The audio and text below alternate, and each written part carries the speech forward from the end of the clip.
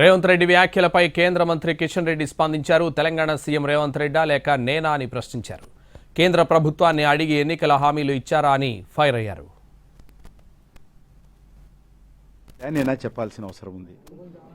ఎన్నికలకు ముందు మా పార్టీ హామీ ఇచ్చిందా, ఆయన హామీ ఇచ్చాడా?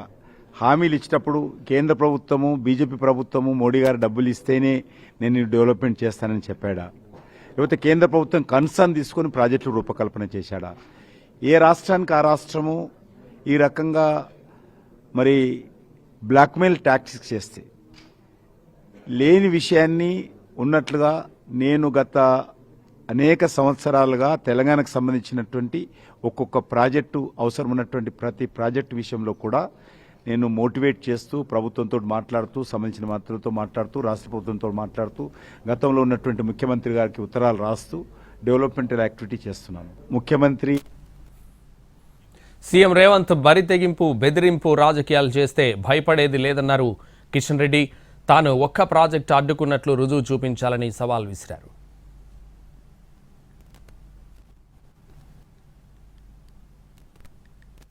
బ్లాక్మెయిల్ ట్యాక్స్ చేసి బెదిరింపు రాజకీయాలు చేస్తే భయపడేవాడు ఎవరు లేడు.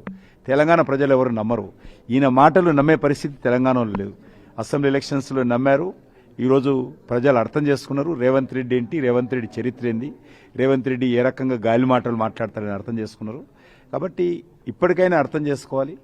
ఈరోజు ఈ రకమైనటువంటి బెదిరింపు రాజకీయాలు చేస్తే నేను ఆయన దయాదాక్షిణ్యాలతో ఇక్కడ పార్లమెంట్కి రాలేదు, కాంగ్రెస్ పార్టీ దయాదాక్షిణ్యం రాలేదు. తెలంగాణ ప్రజలకు మాత్రమే జవాబుదారి తప్ప రేవంత్ రెడ్డి మాటలకు నేను జవాబుదారి కాదు. ముఖ్యంగా ఏదైనా ఒక్క విషయంలోనైనా సరే ఆయనకు దమ్ము, ధైర్యం ఉంటే ఒక్క విషయంలోనైనా సరే నేనైనా ఏదైనా ఒక ప్రాజెక్టుకు అడ్డుకున్నట్టు నిరూపించాల్సిందిగా నేను సవాల్ చేస్తా ఉన్నాను రేవంత్ రెడ్డికి. మెట్రోకు నిధులు ఎలా సమకూర్చుకుంటారో సీఎం రేవంత్ దగ్గర ఎలాంటి ప్రణాళికలు లేవన్నారు కిషన్ రెడ్డి. మెట్రో కోసం రాష్ట్ర ప్రభుత్వం దగ్గర పైసా కూడా లేదని, నెపం తనపై నెట్టడం సరికాదన్నారు.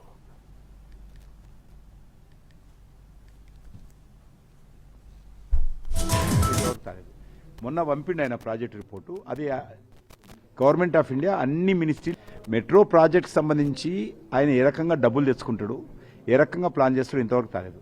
మొన్న పంపిండి ఆయన ప్రాజెక్ట్ రిపోర్టు, అది గవర్నమెంట్ ఆఫ్ ఇండియా అన్ని మినిస్ట్రీలకు సర్క్యులేట్ చేయాలి. సర్క్యులేట్ చేసిన తర్వాత ప్రధానమంత్రి కార్యాలయంతో మాట్లాడాలి, క్యాబినెట్ సెక్రటరీతో మాట్లాడాలి. క్యాబినెట్ సెక్రటరీ దాని మీద చూసిన తర్వాత క్లారిఫికేషన్ తీసుకున్న తర్వాత క్యాబినెట్కి వెళ్తుంది. ప్రధానమంత్రి గారు ముఖ్యమంత్రి గారు పంపగానే అది నేరుగా ప్రధానమంత్రి దగ్గరికి వెళ్ళి క్యాబినెట్ మీట్లో అప్రూవ్ కాదు. సిస్టమ్ ఉంటుంది గవర్నమెంట్. Metro project